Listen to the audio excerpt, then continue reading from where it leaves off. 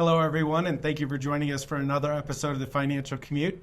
I'm your host, Chris Galeski, joined by wealth advisor, partner, and amazing dad, Kevin Rex. Kevin, thank you for joining me. If I told you what trouble my son just got in yesterday, dude, wouldn't call me an amazing dad. No, thank you. I love being here. This is always fun. So we're here to talk about interest rates because the Fed recently cut rates by 50 basis points. We wound up here because it's been coming up a lot more with clients in terms of interest rates, the cost of borrowing, inflation. It seems to be something that's been in the headlines for quite some time. You've got some questions around like why 50? It's sort of a fascination of how we got here, and then all of a sudden the Fed's reaction to it, because for a while this year they were saying we're not going to be cutting rates at all. Right. And then boom, all of a sudden we're going to do a quick 50 basis point reduction in the short-term rates. Yeah, speaking of how we got here, what's kind of funny is you were out of town. I thought I was going to get to host this, and I was going to bring Mike on, and it's just dad's away. The kids were going to play. We were going to have a really good time, and now here we are back talking about interest rates and more financial jargon. But all right, well, we'll keep it serious. And you actually started by saying you're not a data guy. I'm not a data guy. Yeah. No, I like big picture. But we'll jump into the data a little bit. Like at most people, I think 25 basis points made sense, and it was kind of a shoo-in. 50 was a shock. And I think when you look at the data, jobs were fine. GDP was fine. I know we had a little tick up in unemployment, but it wasn't any area of concern. And so 50 is more of an emergency type shift. It's not so much just more the standard, 25 is standard. So then if everything's kind of fine, what do they know? Or what's the underlying cracks that maybe they're seeing? Or what was their intention? Or what were they trying to achieve? And I don't necessarily have an answer for that. But it's just something that really struck me. Like, I don't know. I felt most of us were like, when I saw 50, I was like, wow. I was surprised too. I mean, look, I don't have a crystal ball. I lost it at some point during my life. But if you looked at the data, stocks are at all-time highs, most real estate's at all-time highs, as long as it's not, commercial office buildings. You have gold at all-time highs. You've got the economy chugging along fairly well. Unemployment's kind of low. Inflation's high. It's, in the low threes, so it's above that 2% Fed target. We've seen some cracks in the system with some like small regional banks, sort of going under for other reasons. But when you take all of that into consideration and the Fed lowering interest rates, they want to lower interest rates because they want to stimulate the economy. Yeah. Well, we weren't in a recession. Things seem to be going fine. Like, from my perspective, why even lower rates at all? And then they wake up and do this emergency response of 50 basis points. They must know something that I don't. One of the factors that I think drives it more than it should is the U.S. is now in $35 trillion worth of debt. That's $1.1 trillion of interest cost alone on our debt per year. So when you just think about federal spending, the revenue that they bring in from taxes to be able to then use those monies for, energy, infrastructure bills, all of the things that we need to spend our money on as a country, if $1.1 trillion of it is just going to pay the interest on your debt, it doesn't leave a lot of money left over for other things. Sure, and that's why they just keep printing money, right? It's just make more money and you don't have to worry about it. Yeah, that's the whole modern monetary thing. Doesn't work. And not getting political or anything, but the Fed should be data driven. And we just talked about how the data didn't necessarily justify or warrant the cut. What else is it? I think what you're saying makes a lot of sense. I think a lot of us would question, are there like political concerns or ties to what happens? Like, it feels like the Fed might move in different directions based off of many different factors and not just be driven by the data like it should be or used to be.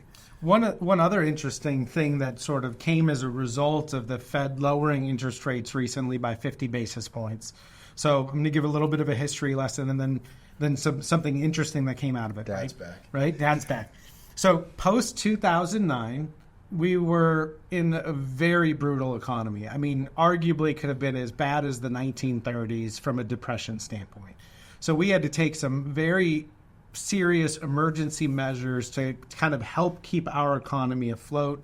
We lowered interest rates from, call it the mid fives, down to almost zero. We kept them there for many, many years.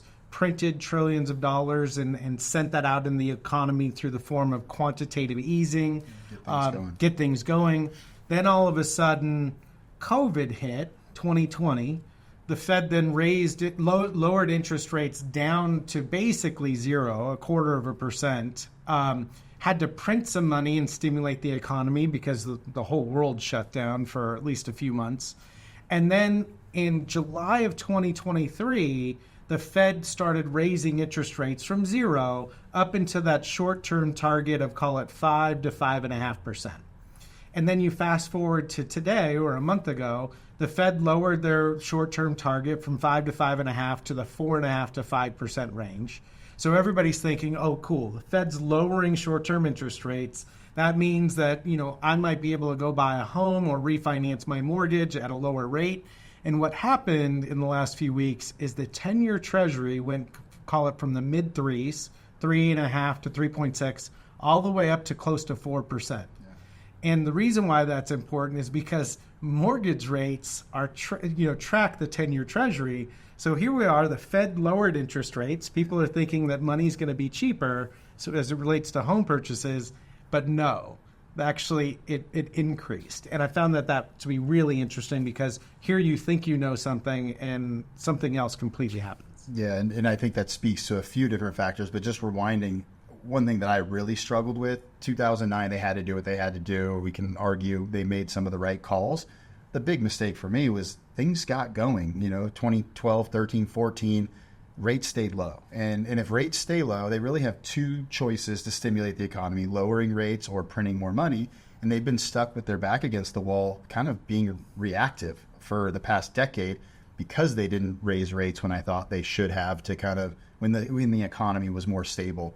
But going back to your point, I think there were a lot of people celebrating like, oh, I can refinance. Like a ton of my friends were like, I bought at 7 and I want to refinance. There was a very quick moment that you could get in and most people didn't catch that. Right. But when the short end of the curve comes down and the long end goes up, the 10-year goes up, it speaks to investors requiring to get paid for something.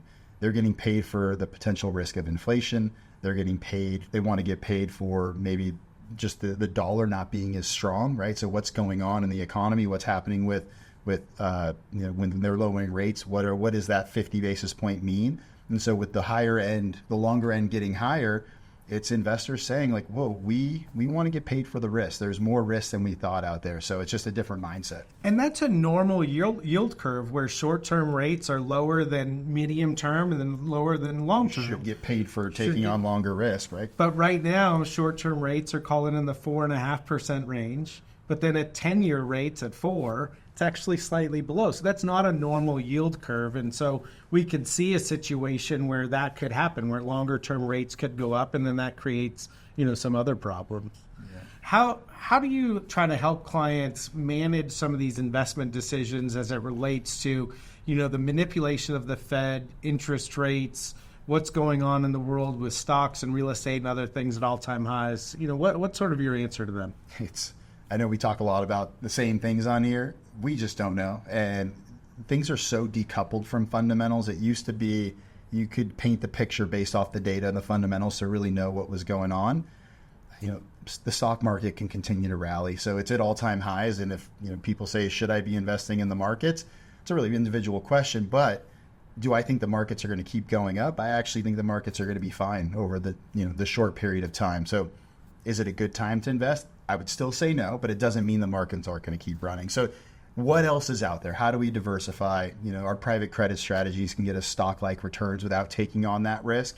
But it really just comes down to fundamentals not mattering. Is that even a word? They don't matter as much as they used to. Yeah. And so because of that, it's really hard to project. And so we try to say what else is out there that we can manage risk. Another interesting thing that I came across as I was preparing for this. So about 25 years ago, when you looked at the federal debt and the price of gold and where we are today, obviously the federal debt has increased a lot. Yeah. Rates are close to where they were in the mid-2000s, but again, they went to zero and they came back out. Interestingly enough, over the last 25 years, gold has gone up 10 times in value, which is actually more growth than the stock market itself over the same period. I'd have to look at the exact dates, but I think it goes back to like maybe even 2000 to today. Gold has gone up 10x and the market hasn't even. So even as good as the stock market is, when you go through a period of, creating an enormous amount of debt, devaluing the dollar, gold can be a great asset to hedge against your future purchasing power. And that's one thing that I found pretty interesting. Yeah, and it's gone up 10x, but is it still a good investment going forward? If they're going to continue to print money and they're going to still just debase fiat currencies around the globe, it probably makes sense to have gold in the portfolio. Yeah. Obviously, we don't know what's going to happen going forward with the Fed and what they're going to do with interest rates. They've been going back and forth between, there might be a couple more cuts in the future, or no, we're going to stand off or stand back. I think that there are a lot of factors here that are in play that either should or shouldn't be, that we don't really know.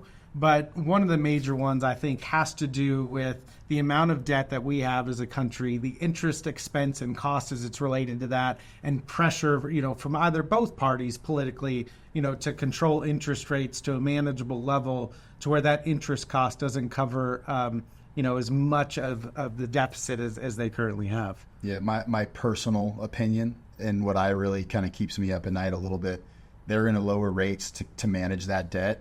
I worry about inflation. If all of a sudden we saw inflation tick up slightly, not anything too alarming, but if they keep lowering rates and inflation spikes, they're going to be forced to raise rates to get it under control, and we're kind of right back to where we were not too long ago. So it's in the back of my mind I'm glad I'm not making the decision of when to increase or reduce.